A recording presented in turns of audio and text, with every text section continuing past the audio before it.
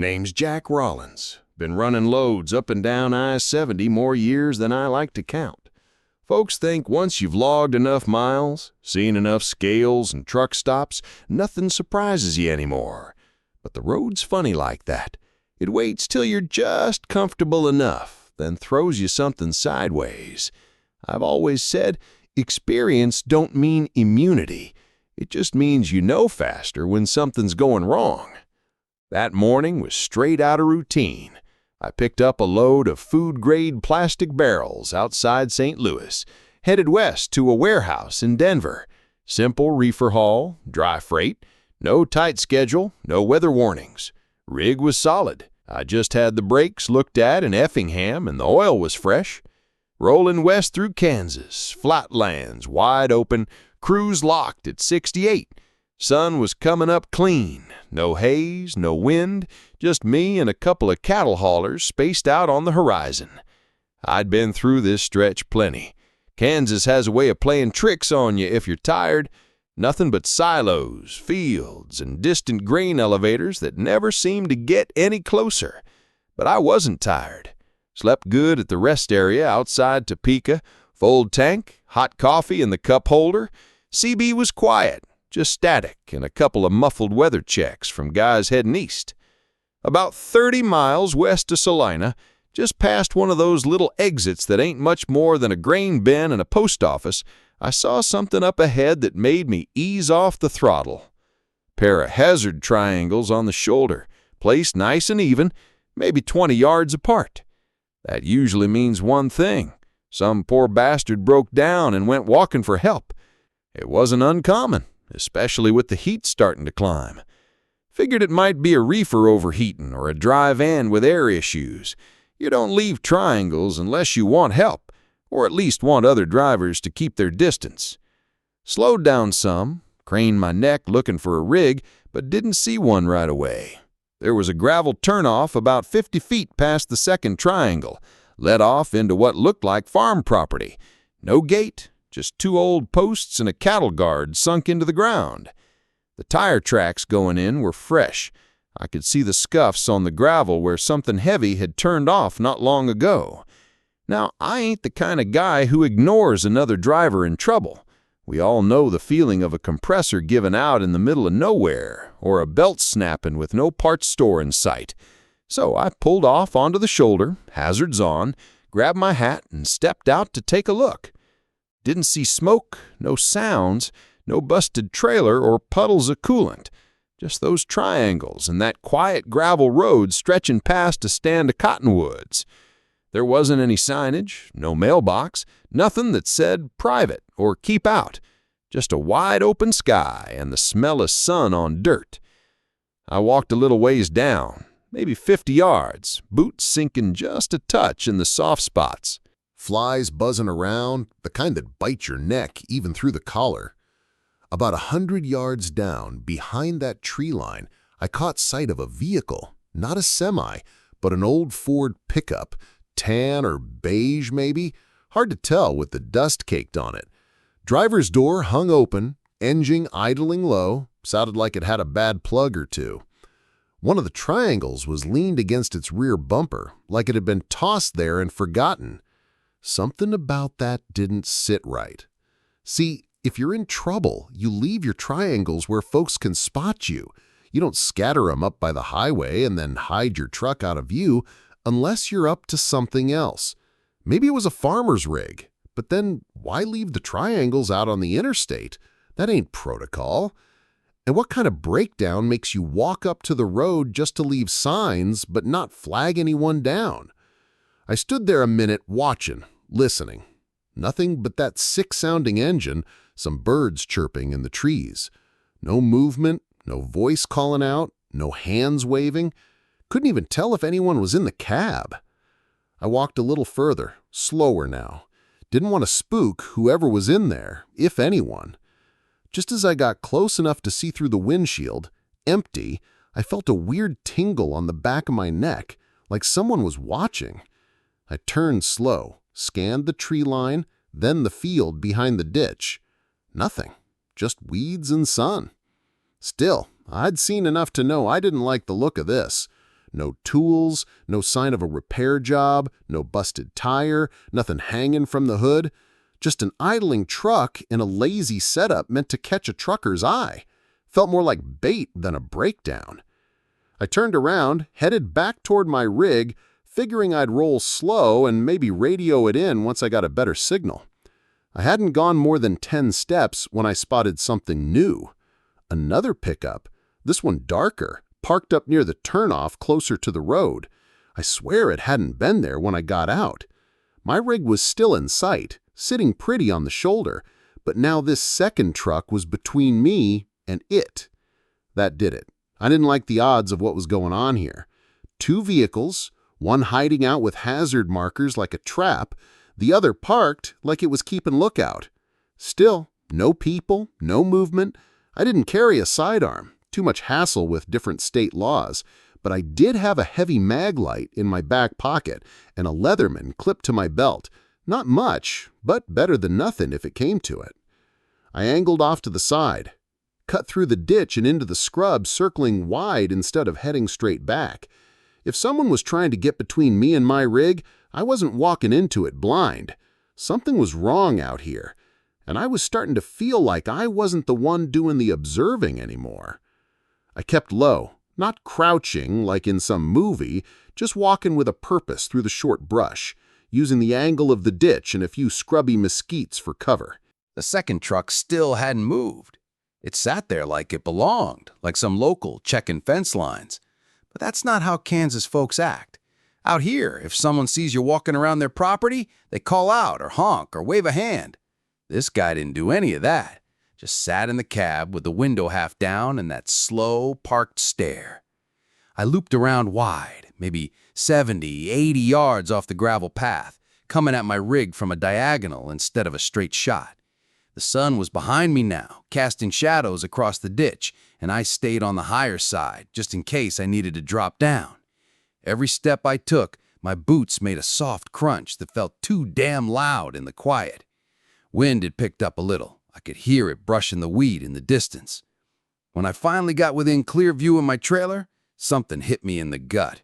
My driver's side door was cracked open, not wide, just barely ajar, enough to make the cabin light flicker in the daylight. That wasn't how I left it. I lock up even for short walks, always. That habit's baked into me from years on the road, ever since a guy tried to jack my fuel card in Little Rock. Now my mouth went dry. There was no reason for that door to be open unless someone had been inside, or still was. I moved in closer, walking casual but fast, like I was late to a delivery, but not panicked. I kept my eyes shifting. Pickup still there, same angle. Driver still didn't move. He might have seen me, or maybe he was watching something else. Either way, I wasn't about to find out the hard way. When I got to the cab, I opened the door fast, stepped back in case somebody jumped out. Nothing, just that faint chemical scent from the air freshener and a trace of my own thermos coffee. Cab was how I left it, except the glove box was popped and my clipboard had been shifted like someone went rifling through it. Didn't look like anything was missing, not that I keep cash or anything valuable inside. Bills of lading were still clipped, fuel receipts still folded, but it had been touched. Someone had been inside, maybe looking for keys, maybe for something else. I climbed in and sat down, shut the door soft just to keep noise down. Didn't start the engine yet. I just sat there, watching the mirror, watching the road behind. The second truck still hadn't moved, but I could feel it now. This wasn't some random farmer giving me the eye. This was planned. The hazard triangles, the parked truck behind the trees, the open cab, all pieces of something bigger, something meant to pull me off the road and keep me there. I turned the key and brought the engine to life, real slow. Didn't slam it into gear, didn't spin out, just a gentle roll forward, easing back onto the shoulder, trailer following tight. I kept my eyes on the mirror, ready for that pickup to start moving, maybe try to block me, but it didn't. It just sat there like it wanted me to think it was harmless. Once I got back onto the blacktop, I hit the hammer and picked up speed, shifting smooth, keeping her steady at 65. I didn't want to draw attention, but I sure as hell didn't want to hang around either. I checked my mirrors every few seconds. Still nothing moving behind me. Looked like I was clear. 5 minutes passed, maybe 10. Then up ahead in the mirror, I caught it. That same beige Ford from the trees, bouncing up onto the on-ramp a mile back. They hadn't followed right away. They'd waited. Maybe it did not spook me, maybe to track from a distance, but I knew it was them. Same color, same rust patch on the passenger side fender. Couldn't miss it. I turned off the CB and turned up my awareness. I didn't call it in yet. Didn't know what to say without sounding jumpy. There's no code for got followed after triangles led me off the road. I figured I'd wait until the next truck stop, see if they kept following or just peeled off. Thing is, they didn't tailgate. They kept distance, about 3-4 car lengths back, never switching lanes, never trying to pass. That's how I knew they weren't just another driver. Nobody follows that neatly unless they're watching you. So I started planning. Closest real stop was about 25 miles up, a combo fuel station and diner off exit 212. I'd been there before. Decent coffee, big lot, good sight lines. If they followed me in there, I'd have some options. Maybe get a word with the clerk or another driver. Maybe even let dispatch know something weird was going down. When I hit the exit, I didn't slow too early. Took the ramp normal. Signaled, kept it casual. The Ford stayed right behind. That sealed it. Pulled into the lot, swung wide around the fuel island and backed into a spot facing the exit. Cab aimed out. Trucker's trick. Always back in so you can leave quick if something turns. I shut down, grabbed my wallet, and climbed out slow, stretching like I just needed a break. The Ford didn't follow me into the lot. It kept going down the access road, then took a right behind the diner. I watched in the mirror above the fuel pumps. No brake lights, no turn signal. Just a quiet roll into the blind spot of the lot. Now I was spooked. Not scared, not yet, but keyed up in a way I hadn't felt in years. This wasn't random. Someone had tried to pull me off the road, maybe search my rig, maybe more. And now they were still nearby, not making a move, not showing themselves. I went inside, bought a coffee, nodded at the guy behind the counter. Name tag said Reed. I leaned in and said, "You see that Ford pickup roll past here? Beige, kind of beat up?" He nodded without much interest. "Yeah, went round back. You need me to call someone?" I thought for a second, then shook my head. "Not yet. Just, if you see him come back around, give me a shout, all right?" He said sure, and I went back outside, sipping slow, watching the lot like a hawk.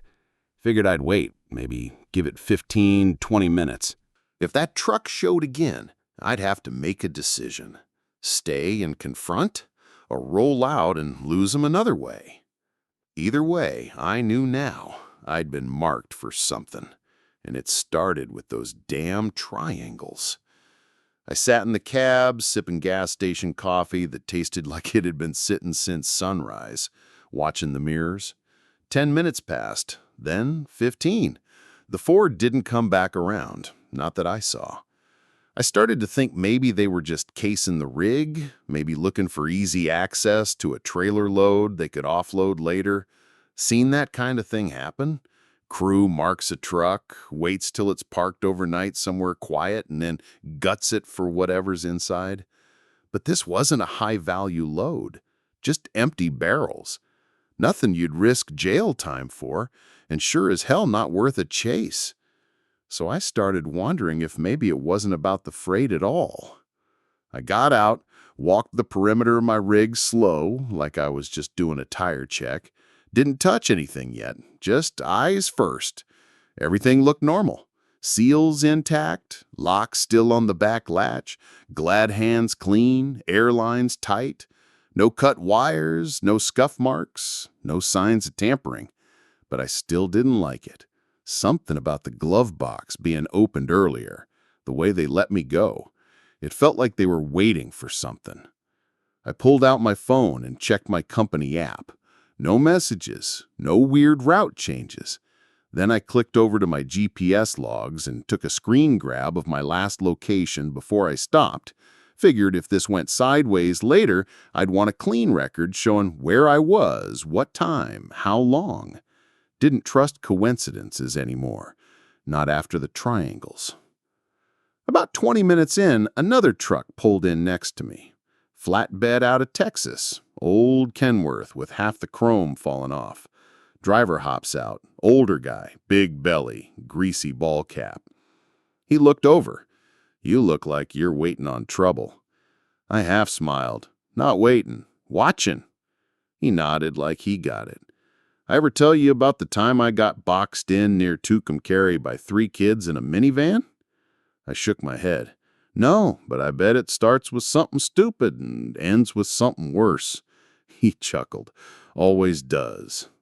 We small-talked for a minute. I didn't want to dump the whole story on him, but I did ask, "You seen any trucks today leaving hazard triangles, but no breakdown?" He raised a brow. Nope. You? Something like that, off I-70, just past Salina. He rubbed his chin. Kansas boys can get weird about land. You go walking around their property, even if it's not marked, they get twitchy. But triangles? He shook his head. That's not Kansas weird, that's criminal weird. That stuck with me. Criminal weird. That's exactly how it felt. Not crazy, not accidental, but designed. He walked inside for coffee and a piss, and I climbed back in the cab, fired up the GPS, and looked at alternate routes west. I didn't like the idea of jumping off I-70, not with the delivery window I had. But part of me didn't want to give him a second shot either. Problem is, Kansas doesn't give you a lot of options. You got the interstate, you got some U.S. highways, and you got farm roads with nothing on them but barbed wire and irrigation pivots. I rolled out about 10 minutes later, easy out of the lot, didn't see the Ford, didn't see any movement. Took the access road west to the ramp, got back on the interstate. Nothing behind me for at least a mile. Felt clean. Still didn't trust it. About 20 miles later, I passed another turnout. Wide gravel shoulder, nothing fancy, and saw something that hit me like a slap. Another triangle. Just one this time. Tipped over on its side, barely visible from the road unless you were looking for it. I was already past it when I saw it, but I caught the reflection in my mirror. And that's when it clicked. They weren't trying to stop anyone. They were marking. That first setup, the triangles on the shoulder, that wasn't a trap. It was a signal. A way to tag rigs, like this one stopped, and maybe they followed up later or passed the info to someone else. Same with this one. Maybe someone pulled over for a piss or to check straps, and now they were on a list. I didn't stop this time. I kept going, eyes on the mirror, waiting for a shadow to show up behind me again. But nothing came. Not yet. Pulled into a way station about 40 miles down the line. DOT guy was friendly, waved me through after a quick check. Before I left, I walked inside, made like I needed a printed receipt. While I was waiting, I asked the guy behind the glass, "You seen any reports of folks using triangles for something other than breakdowns?" He looked at me sideways. "You mean like bait?" "Maybe. We're some kind of marker." He didn't answer right away and leaned forward a bit and said, "You see it west of here?" I nodded. "You're not the first to mention it." I blinked. "Really?"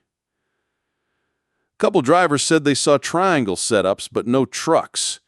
Some claim they got followed after stopping. One guy out of Colorado said his trailer got broken into outside Goodland. Nothing stolen, but all his paperwork was rifled. "You report it?" He gave a half smile. "Ain't much to report if nothing's missing. You know how that goes." I did. Cops don't chase shadows, especially not in open country with no names, no license plates, no clear crime. Just a feeling something ain't right. Back on the road, I kept checking the mirrors, kept tracking fuel stops and rest areas I trusted. I didn't stop anywhere small, didn't park with the trailer facing the woods. I ran tight and skipped my usual long break spot near Colby, kept it moving until I was deep into Colorado. I needed distance, and I needed time to think. Whatever this was, it wasn't random. Someone was watching trucks, picking the ones that pulled off, maybe tracking routes, maybe looking for something specific. But not afraid, not this time. That glove box had me thinking different. Maybe they were looking for company names, manifests, patterns. I didn't know. But they knew what they were doing. And now I had a rule I hadn't needed before. I don't stop for triangles, not unless I see the rig, not unless the hazard lights are blinking and a driver's out waving. Otherwise, I keep rolling, because next time, it might not just be an open door and a spooked feeling. Next time, it might be something worse. After crossing into Colorado, I figured I was in the clear. That empty feeling in the pit of my gut had faded some, and the sky had started turning that pale amber color it gets just before sundown. I had a solid stretch of driving behind me and figured if they were going to follow, they'd have shown themselves again by now. So I started to ease off the grip, just a little. Tried to shift my mind back into the rhythm. But that's the thing about unease. It doesn't leave. It just waits. I stopped at a little fuel stop west of Burlington. One of those mom-and-pop types with 2 diesel lanes, faded flags, and a cat sleeping on a windowsill. There was only one other truck parked there, a short-haul reefer with Oklahoma plates.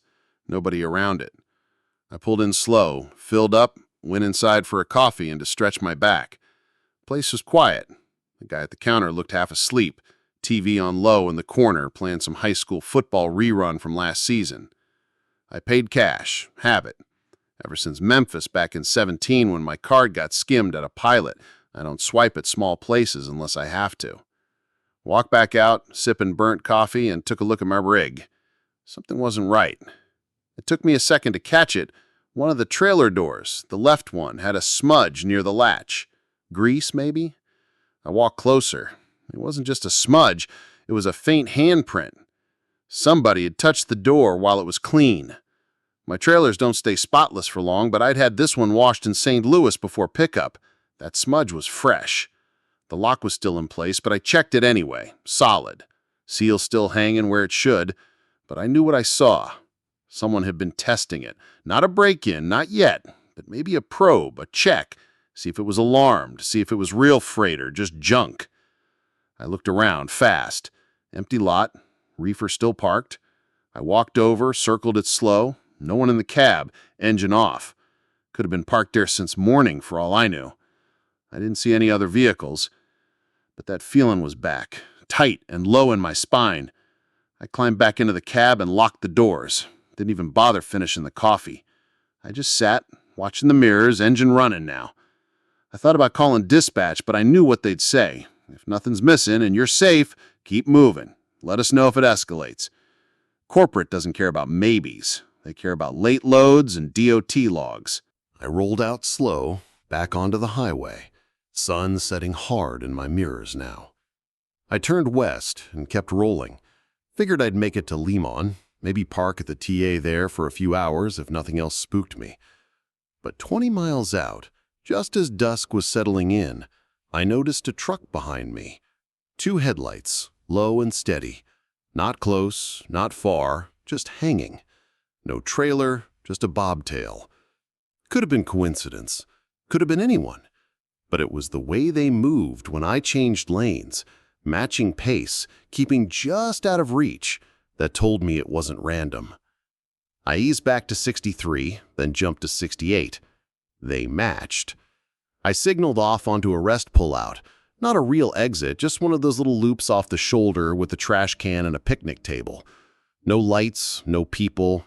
I pulled in, angled the cab, left the engine running. Watched. The bobtail slowed on the highway, maybe thinking about pulling in too. Then it sped up and kept going. Now I was certain. They wanted me to think they weren't following, but they were.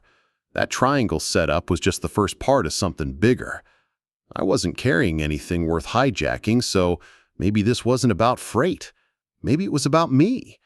Or maybe they didn't care what was in the trailer, just needed a rig they could get into.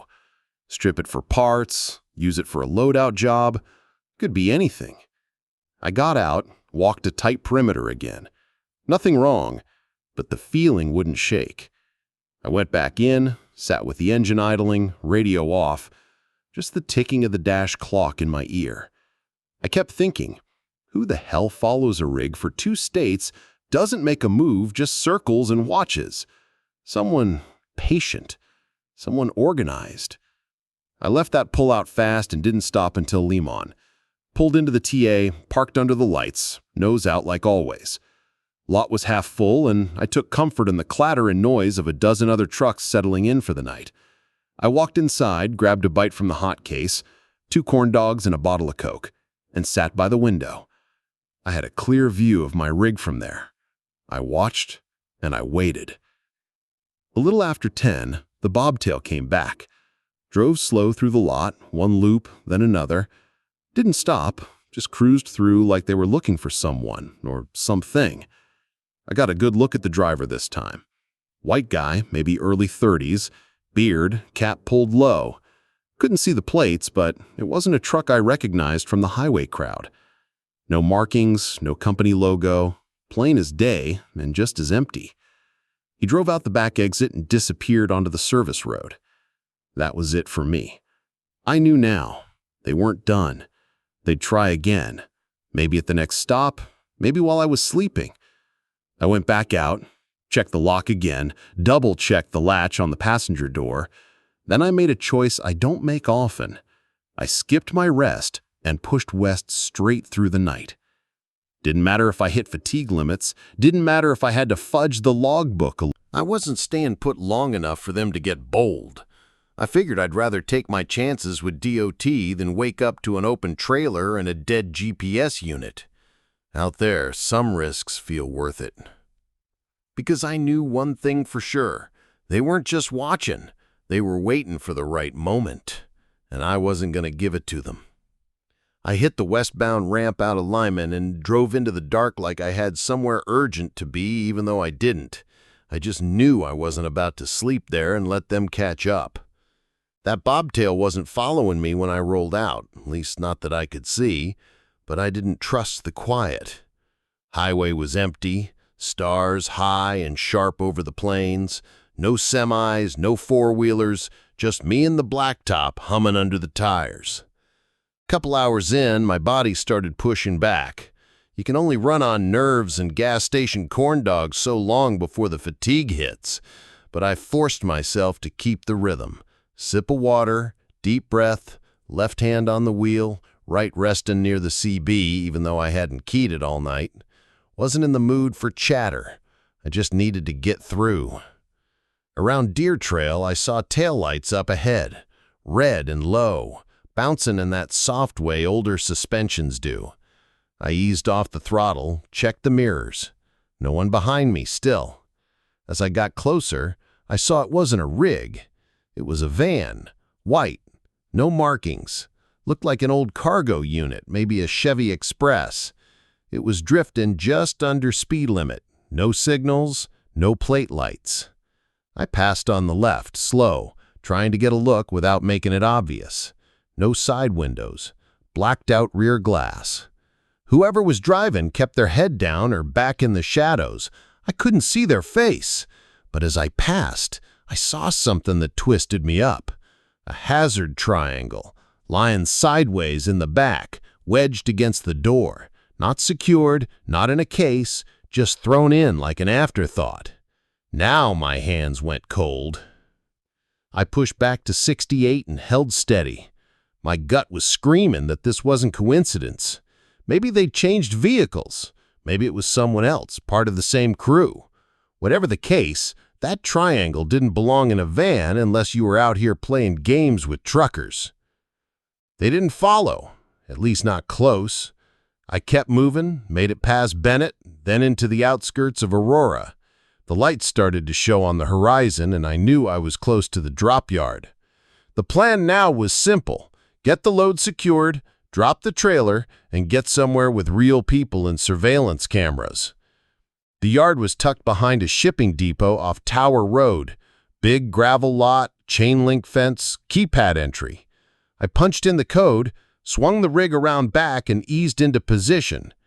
There were 2 other trucks parked, both from my company. One of them was Mike's, recognized the duct tape holding his driver mirror in place. I backed the trailer in, dropped it clean, locked the landing gear, checked the seal again just for habit's sake, still intact. That handprint from earlier had smeared some in the wind, but it was still there, like a warning someone had left on purpose. I was standing there checking my tablet when I heard tires crunch gravel behind me. I turned fast.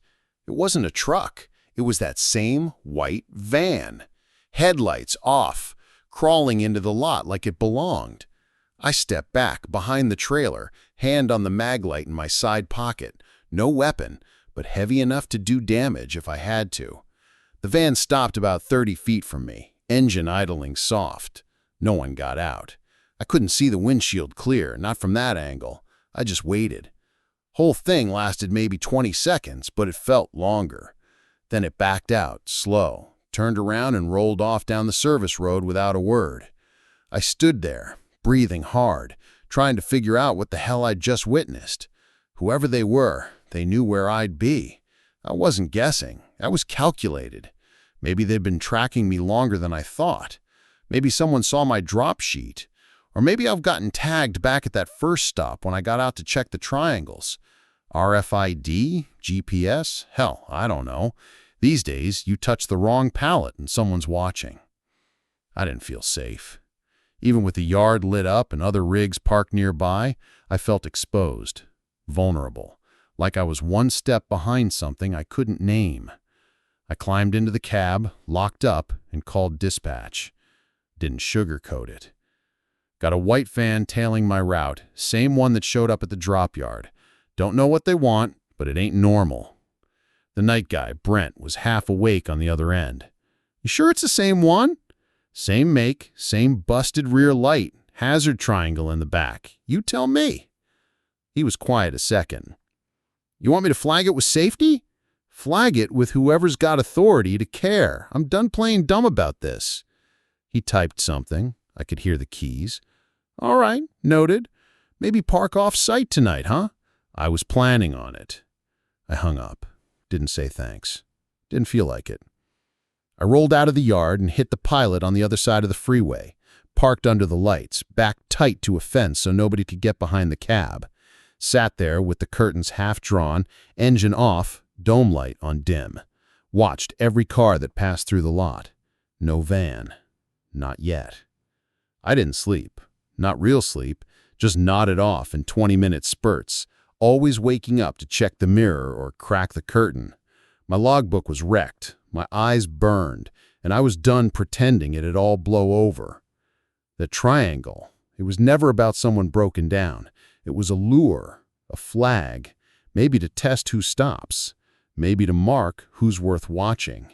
And I'd taken the bait. Now I was in it, whether I wanted to or not. Morning hit like a fist. My head felt packed with sand, eyes burning, mouth dry as paper. I hadn't really slept, just drifted in and out while the pilot lot kept doing what it does. Reefers humming, tires crunching gravel, doors slamming, drivers mumbling half-awake curses. Still, I was alive. Rig was untouched, and that damn white van hadn't shown again. If it had, I didn't see it. But that didn't mean they were gone. It just meant they were patient. I fired up the rig just before 6, rolled slow out of the lot and onto the feeder. Traffic was picking up. Denver morning starting to crawl. I had a short bobtail move to a regional yard south near Castle Rock, and I figured I'd use that window to clear my head and maybe talk to someone who'd actually listen. I wasn't expecting miracles, just someone who'd treat the whole thing like more than a driver being paranoid. Yard was run by a guy named Smitty. Real name was Greg Smith, but no one called him that. He'd been with the company 15 years, ex-military, kept a Glock in the office safe and a Louisville Slugger behind the door. Not the kind of guy who rolled his eyes when a driver said he was being followed.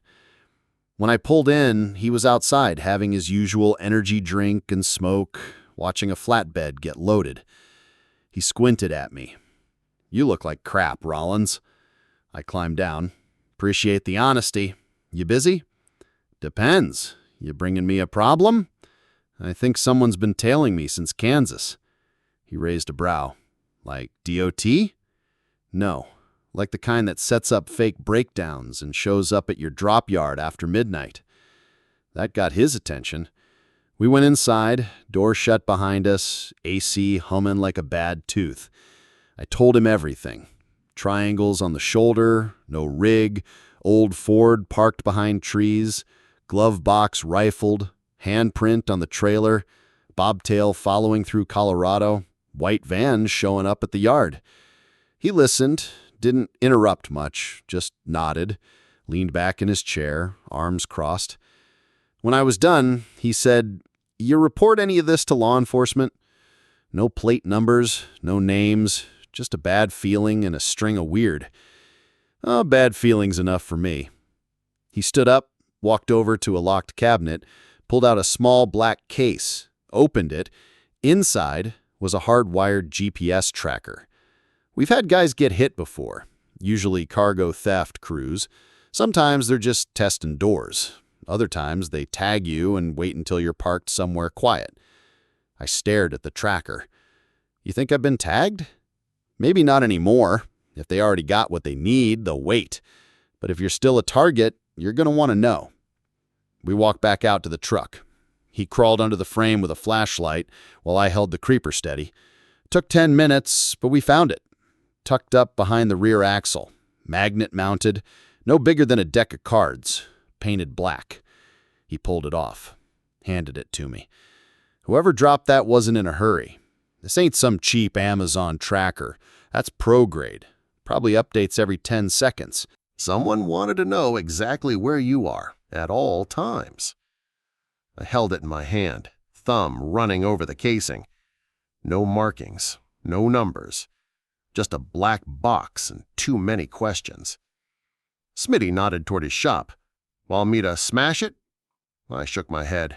No, I want to use it. He grinned. That's more like it.